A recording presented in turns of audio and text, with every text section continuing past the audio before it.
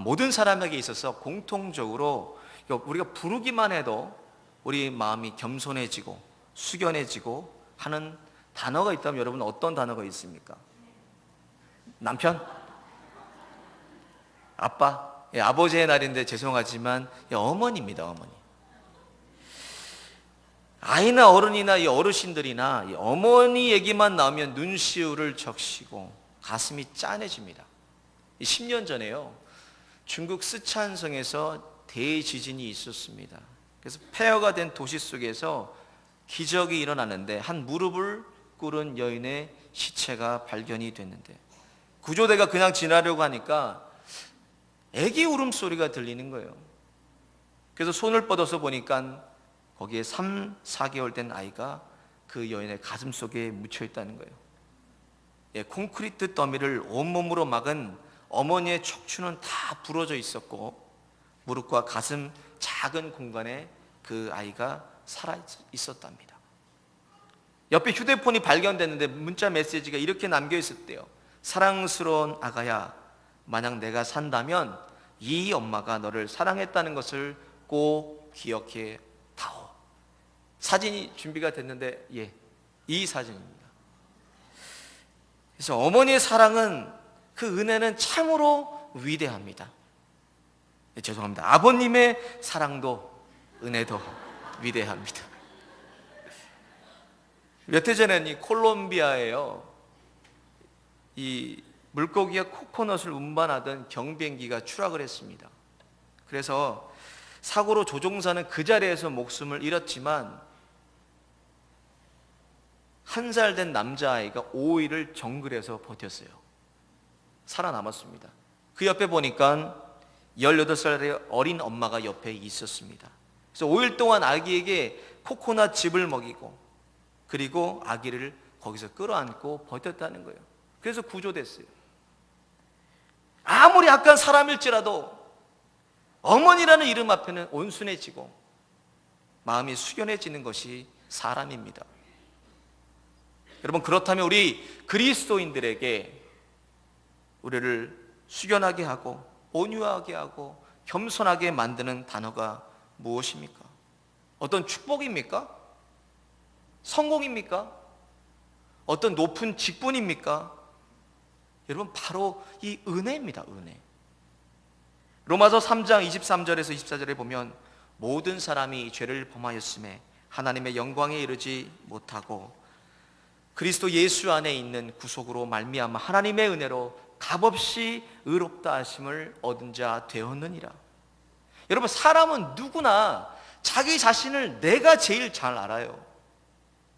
곧 죽어도 아깝지 않을 그런 죄인 중에 괴수된 내가, 또 나를 위해 하나님이신 예수님께서 이 땅에 내려오셔서 내 추악하고 썩어서 냄새나는 죄를 다 짊어지시고 찢기고 상하고 십자가에 못 박혀 죽으셨습니다. 여러분, 예수님은 죽어가시면서도 하나님께 이렇게 기도해요. 저들을 용서하여 달라고. 그리고 하나님의 사랑을 확증해 주셨습니다. 내 아무 공로 없이 오직 십자가로, 그 십자가의 공로로 사망에서 생명으로 우리를 옮겨 놓으셨습니다. 여러분, 그 예수님을 내가 만났다면, 그 십자가를 내가 경험했다면 세상에 대한 가치의 목마름이 아니라 주님에 대한 목마름을 다 우리에게 주셨다는 겁니다. 하나님은 창조하실 때부터 우리를 하나님을 찾도록 창조하셨습니다.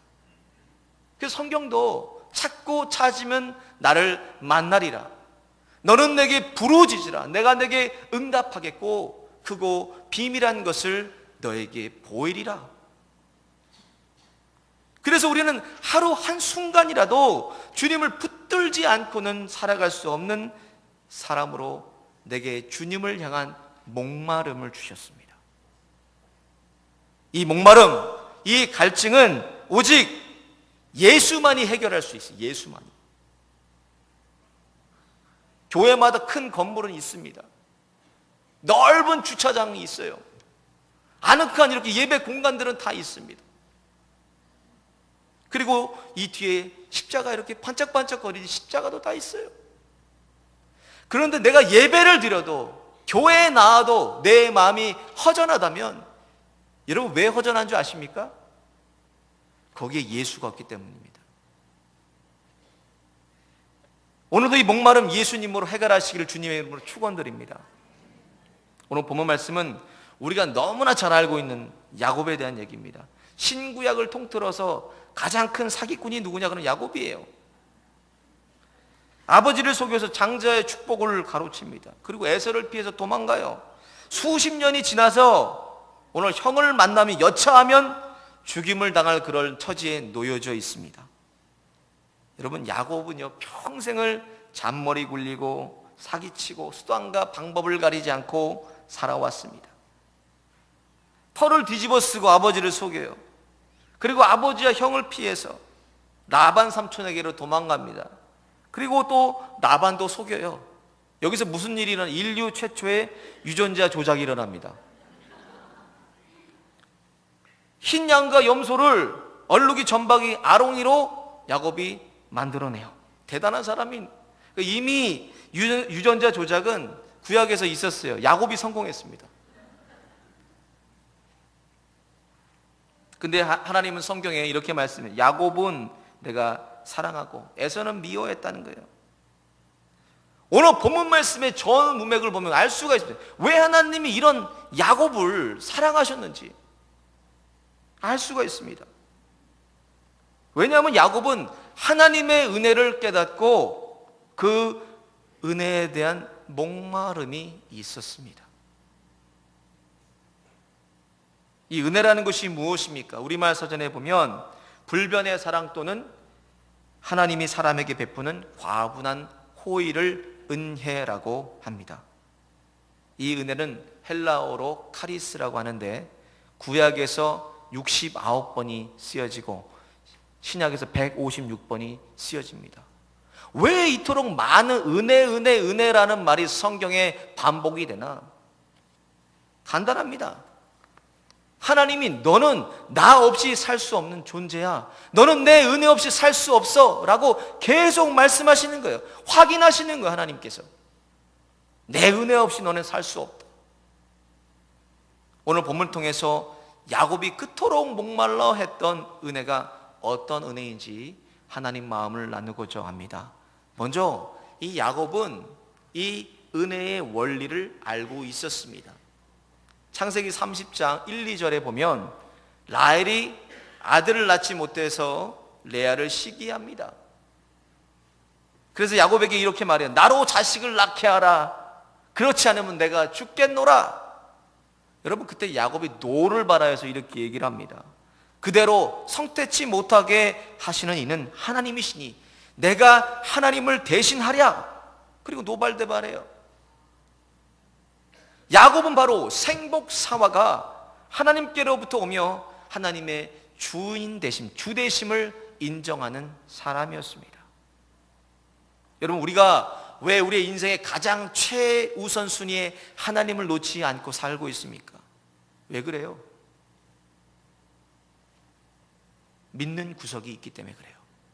하나님 아니면 하나님 아니어도 믿는 B, C, D, F, G 점점점 다른 믿는 구석이 있기 때문에 하나님은 내 최우선순위에 놓지 않습니다. 한 청년이요 등산을 갔대요. 등산을 갔는데 발을 헛디뎌서 낭떠러지에 떨어지고 말았습니다. 근데 떨어지면서 가까스로 작은 나무 한 그루를 절벽에서 잡았는데 위를 향해 소리를 지르며 저 좀 살려주세요. 제발 저 좀 살려주세요. 위에서 목소리가 들립니다. 그래, 내가 너를 살려줄게. 누구세요? 빨리 저 좀 살려주세요. 나는 하나님이야. 하나님 저 살려주시면 이제 하나님 잘 믿을게요. 저 좀 제발 살려주세요. 이제 힘이 다 빠져서 이 손을 놓을 것 같아요. 근데 위에서 이렇게 말씀하십니다. 그래, 그 손 놔. 내가 구해줄게. 안 돼요. 이 손 놓으면 저 죽어요. 손을 놔. 내가 구해줄게. 안 돼요. 이 손 놓으면. 계속 하나님과 이 청년이 실갱이를 벌여요. 결국 이 청년이 하늘을 향해 소리 지릅니다. 거기 하나님 말고 다른 사람 없나요? 여러분, 은혜는요 하나님께로부터 오는 것입니다. 하나님께로 오는 거예요. 이 은혜를 내가 받으려면 내가 먼저 의지하고 내가 지금 붙들고 있는 것을 놔야 하나님의 은혜를 받을 수가 있습니다. 내가 의지하는 그거, 내가 붙들고 있는 그거를 놓을 때 하나님의 은혜가 내게 임하게 됩니다. 여러분, 은혜 받고 싶습니까? 은혜 받기 싫어요?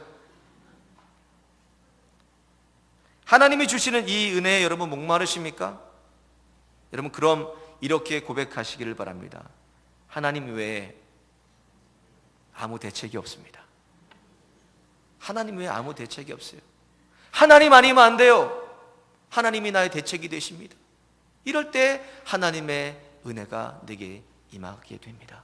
내가 믿고 있는 그거, 내가 붙들고 있는 그거, 여러분 그건 놓으셔야 하나님의 은혜가 내게 임하게 됩니다. 두 번째로, 은혜는 사모하는 자에게 주신다는 거예요. 사모하는 자에게. 여러분, 목이 말라야 우물을 팝니다. 간절히 사모하는 자가 은혜를 받습니다. 25절에 보면 그 사람이 자기가 야곱을 이기지 못함을 보고 야곱의 환도뼈를 치매 야곱의 환도뼈가 그 사람과 씨름할 때 위골되었더라. 허벅지를 쳐서 뼈가 뒤틀린 거예요. 위골돼 뒤틀려져 버린 거예요. 그런데도 그 손을 야곱은 놓지를 않습니다. 26절에 보니까 나로 가게 하라. 당신이 내게 축복하지 아니하면 가게 하지 아니하겠다. 여러분, 야곱이 얼마나 목말라 했습니까? 이 하나님의 은혜. 그를 붙들고 허벅지뼈가 돌아가서 뒤틀려도 절대 그 손을 놓지를 않습니다. 시편 107편 9절에도 저가 사모하는 영혼을 만족해 하신다고 하셨어요. 간절히 사모하고 붙들어야 돼요. 바울 선교사 고린도전서 12장 31절에 더 큰 은사를 사모하라. 사모하는 자에게 은혜를 주시는 거예요. 여러분, 옆에 앉은 분들요, 한번 이렇게 꼬집어 보세요. 꼬집기만 해도 여러분 아프지 않습니까? 바로 항복이에요. 여러분, 꼬집으면.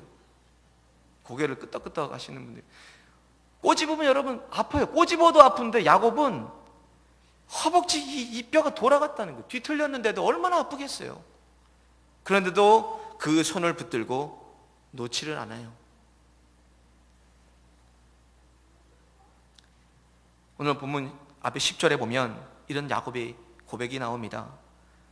주께서 주의 종에게 베푸신 모든 은총과 모든 진실하심을 조금도 감당할 수 없사오나 내가 네 지팡이만 가지고 요단을 건넜더니 지금은 2때나 이루었다. 여러분, 그 당시 수사법으로 때라는 건요, 너무 많아서 카운트할 수 없을 때 그것을 1때, 2때 이렇게 얘기를 합니다. 셀 수 없다는 거예요. 얼마나 많았으면. 그렇게 야곱은 복을 받았습니다. 오늘날로 얘기하면 야곱은 재벌이에요. 부러울 게 없는 사람입니다. 다 가지고 있었고 남부러울 게 없는 사람이에요. 가져도 너무 많이 가진 야곱이었지만 그 손을 놓지 않는다는 거예요. 생사를 이렇게 꼬집어도 아픈데 허벅지뼈가 돌아갈 정도로 격렬하게 하나님의 사자를 그가 붙들었던 이유는 무엇을 야곱이 깨달았습니까? 하나님의 은혜 없이는 그가 살 수 없다는 것을 깨달았기 때문입니다. 여러분이 깨닫는 것도 은혜예요. 깨닫는 거. 내 백성이 알지 못해서 망한다고 깨닫는 것도 은혜입니다. 제가 초등학교 다닐 때요, 명절에 어른들에게 세배를 드렸어요. 그 명절에는 많이 주셨어요. 많이 주셔서 10장을, 배춧잎을 10장을 주셨는데 어머니가 어렸을 때부터 이제 11조를 계속 훈련을 시키셨어요. 또 목회자 자녀니까 해야 되잖아요. 근데 5개 있을 때하고 또 틀린 거예요. 이게 10장을 딱 받으니까 11조를 드리기가 조금 어린 마음에, 그래서 이거를 숨겼어요. 제가 신발 깔창 밑에다 숨기고 그리고 다녔습니다. 엄마를 속였어요. 하나님을 속였어요. 그런데요, 하루는 오락실에서 어렸을 때 이렇게 오락을 한 누가 어깨동무를 해요. 쳐다보니까 생판 모르는 사람이에요. 저보고 따라오라는 거예요. 누구지? 하고 어떤 형이 저를 데리고 가요. 그래서 저를 한 대 탁 때리는 거예요. 그러면서 다 뒤져요. 그래서 돈 있으면 다 내놓으라고. 근데 여러분, 저는 안심을 했죠. 왜? 신발 깔창이 있었으니까 안심을 했어요. 근데 이렇게 뒤지는데 분위기가 이상한 거, 허리띠를 이렇게 만져보고 바크를 뒤지고 막 이래요. 그런데 갑자기 이 형이 소리 지르는 거야. 야, 너 나오면 10원에 한 대씩이야. 그러는 거예요. 그 끝까지 버티고 있었는데 갑자기 야, 깔창 들어봐. 그러는 거예요. 그래서 깔창을 들었더니 거기 10,000원이 나왔잖아요. 10원에 한 대였는데 10,000원이었으면 제가 얼마나 많이 맞았겠어요.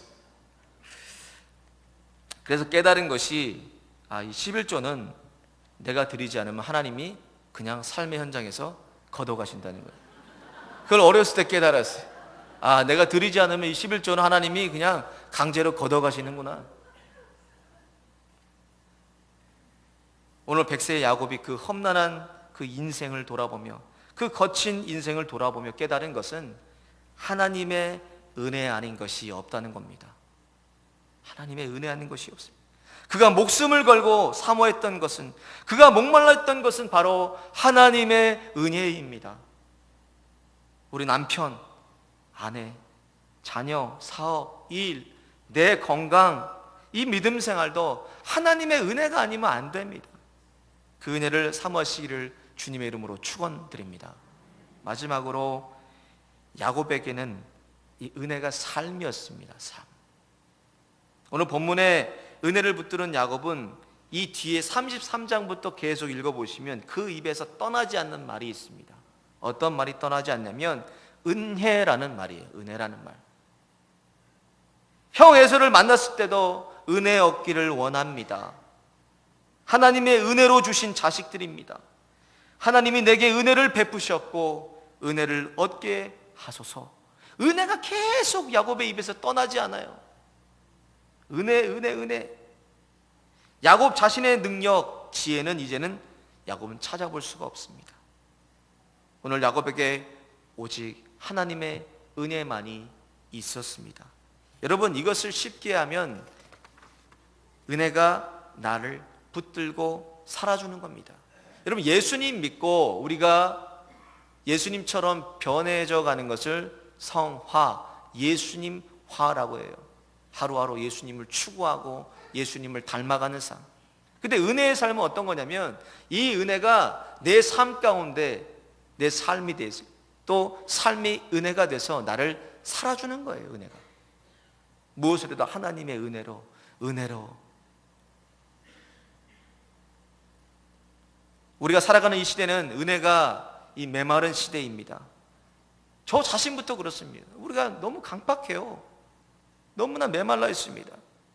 디모데후서 1장 13절에 보면 내가 전에는 회방자요 핍박자요 포행자였으나 우리 주의 은혜가 그리스도 예수 안에 있는 믿음과 사랑과 함께 넘치도록 풍성하였도다. 그래서 우리의 삶의 고백이 하루하루 순간순간의 고백이 무엇입니까? 하나님이 은혜 주세요. 하나님 은혜 아니면 안 돼요. 하나님이 은혜를 주셔서 이 은혜가 삶이 되어야 되는 거예요. 삶이. 우리가 오늘 붙들어야 될 것은 세상의 가치와 물질과 지식과 자랑이 아닙니다. 그 하나님이 값없이 주시는 그 은혜를 오늘 우리는 붙들어야 된다는 거예요. 오늘도 우리는 하나님의 은혜 없이는 살 수 없는 사람들입니다. 지금 이 순간도 나의 나됨은 다 하나님의 은혜입니다. 여러분, 우리 한번 이렇게 고백, 나의 나됨은 하나님의 은혜입니다. 할렐루야. 내 자신도, 내 사업체도, 가정도, 일터도, 자녀도, 내 연약한 이 몸과 마음도 하나님께서 주시는 이 풍성한 은혜를 누리시기를 주님의 이름으로 축원드립니다. 우리 함께 찬양하며 말씀 붙들고 함께 기도하겠습니다. 그 사랑 함께 가사를 생각하면서 말씀을 붙들고 우리 같이 일어서서 찬양하겠습니다.